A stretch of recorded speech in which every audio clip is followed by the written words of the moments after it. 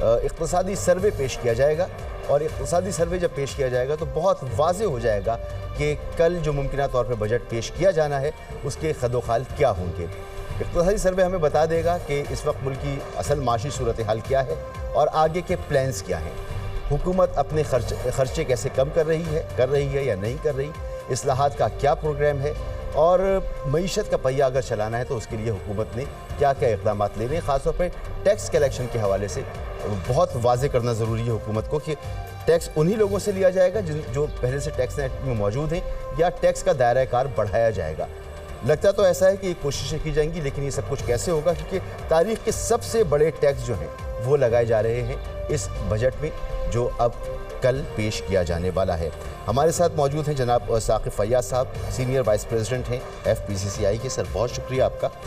शमसुल इस्लाम खान साहब हमारे साथ मौजूद हैं, माहिर उमूर अजनास, साबिक़ नायब सदर के CCI। सर आपका भी बहुत बहुत शुक्रिया। थोड़ी देर में असद अली शाह साहब भी हमारे साथ मौजूद होंगे।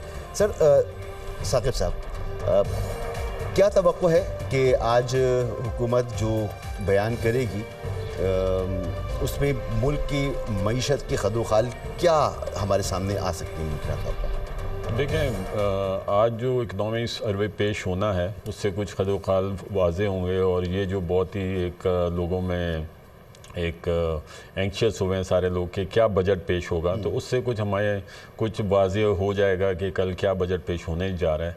लेकिन एक्चुअली बात ये है कि जो भी अगर आप कोई कहते हैं कि आप टैक्स मज़ीद लगा देंगे, उन्हीं टैक्स पेयर के ऊपर मज़ीद टैक्स आ जाएगा, या जिनके ऊपर अभी सेल टैक्स नहीं है, कुछ ये सुनने में आ रहा है, तो उनके ऊपर भी सेल टैक्स आ जाएगा। लेकिन ये इस चीज़ का हल नहीं है। हल ये है कि आप ब्रॉडनिंग ऑफ टैक्स करें।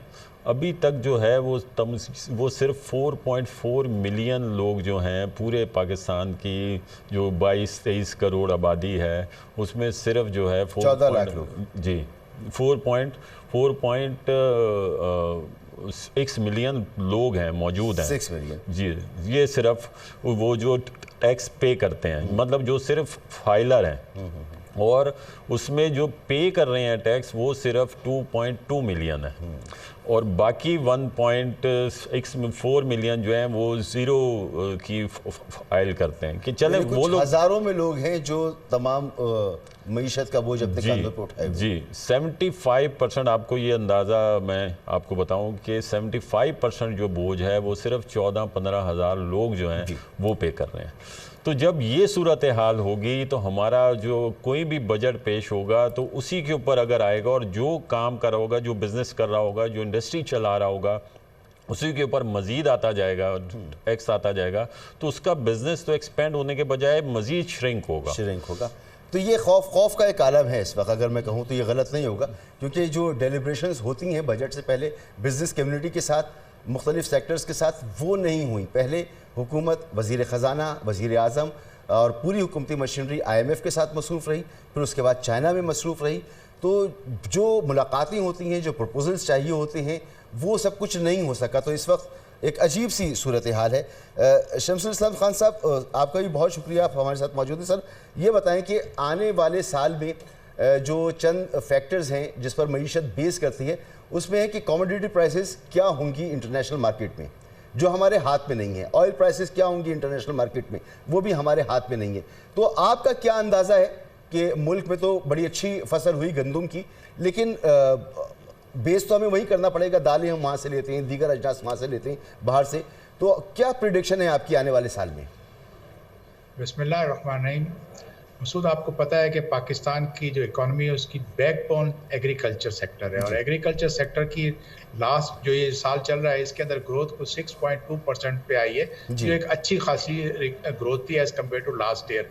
और उसकी बुनियादी वजह ये थी कि हुकूमत ने इलेक्शन से पहले जो लोग आ रहे थे उन्होंने ये वादे किए थे कि हम जो है एग्रीकल्चर के ऊपर खुसूस तवज्जो देंगे, किसान की इनपुट कॉस्ट कम की जाएगी, किसान को बेहतर प्राइस दी जाएगी। और जब हुकूमत में आए तो एक गंदम की प्राइसेस को कोई 3,900 पे रखा, जो पिछले साल भी 3,900 थी पंजाब में, और 4,000 रुपये सिंध में थी, उसको भी वहीं पे रखा गया।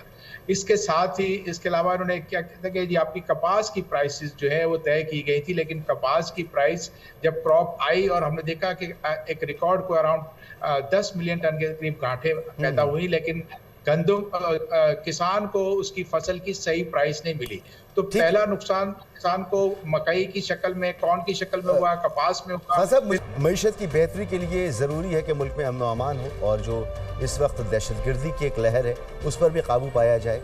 मुल्क के अंदर जो लॉ एंड ऑर्डर की सिचुएशन है उस पर भी काबू पाया जाए। तो बहुत सारे चैलेंजेस हैं इस हुकूमत के सामने।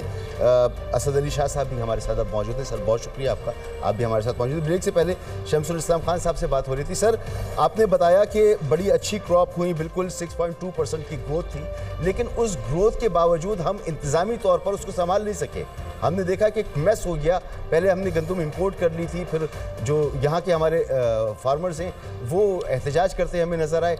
कौमी ख़जाने को पहले नुकसान पहुंचा, फिर उन्हें कंपनसेट करने के लिए दोबारा से हमने कौमी ख़जाने का इस्तेमाल किया। तो अच्छी क्रॉप होने का भी तो हमें फ़ायदा नहीं होता ना। तो इंतज़ामी हवालों से हमें बहुत ज़्यादा काम करने की ज़रूरत है, कोई इनकलाबी इक़दाम करने की ज़रूरत है हर सेक्टर के लिए। देखिए, ज़राअत आपको पता है ना कि ये बैकबोन है हमारी इकोनॉमी की, और इसके लिए कोई बहुत बड़ा इनकलाब लाने की जरूरत नहीं है। सिर्फ हुकूमत अपने आप को ज़राअत से बाहर निकाल ले और जो काश्तकार है उसकी इनपुट कॉस्ट को कम कर दे। काश्तकार को डिक्टेट ना करें कि कौन सी क्रॉप आपने ग्रो करनी है, कौन सी नहीं करनी। हालिया दिनों में जो काश्तकार जो इस वक्त बददिल हुए हैं, नई फसल लगाने से ज्यादा कॉटन की तरफ से उनका बदली हुई है, क्योंकि कॉटन में हुकूमत ने प्राइस एश्योर की लेकिन उस पर नहीं खरीदी।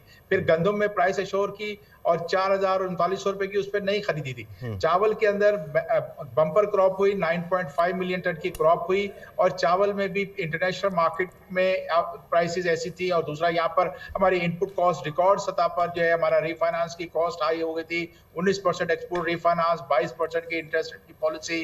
तो वो क्रॉप भी हमारे पास उसके ग्रोअर को अच्छी प्राइस नहीं मिल सकी। दो कि हमने एक्सपोर्ट किए ज्यादा, पाकिस्तान कोई $4 बिलियन की एक्सपोर्ट चावल से करेगा, और इस साल जो पाकिस्तान की जो एक्सपोर्ट्स में इजाफा है उसकी मेन वजह भी एग्रीकल्चर है।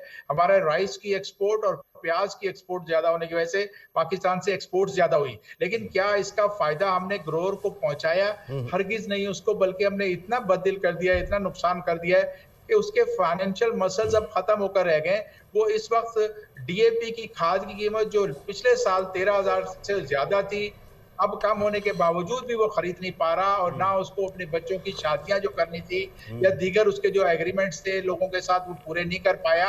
और वजह यही बनी कि हमारी हुकूमत की नाअहली है कि वो यही आपसे अर्ज कर रहा था कि ये इन मामलात पे, और ये हर सेक्टर में हमें नजर आता है। सिर्फ यही नहीं कि ज़राअत में नजर आए, ये हमें नज़र आता है टैक्स कलेक्शन में भी नज़र आता है, ये हमें दीगर जगहों पे भी नज़र आता है। तालीम को देख लें, सेहत को देख लें, इंफ्रास्ट्रक्चर को देख लें, हर तरफ तो एक इनकलाबी इक़दाम करने की ज़रूरत है। उसके बगैर थोड़ा बहुत बेहतर करके शायद इकॉनमी ना चल सके।